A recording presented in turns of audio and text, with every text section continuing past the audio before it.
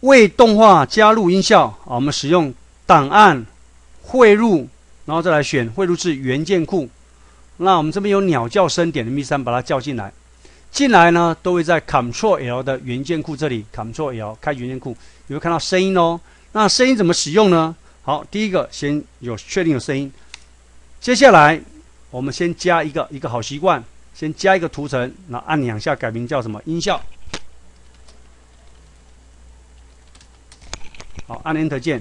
那点选在关键影格才可以设定哦。我点选在关键影格的时候呢，好，那我们开这个，我们把声音呢，这里把它拉进来。那事实上也不用拉了，当你点选这里的时候，音效的时候可以在这里，好，声音的地方可以从这里选，这样就有了。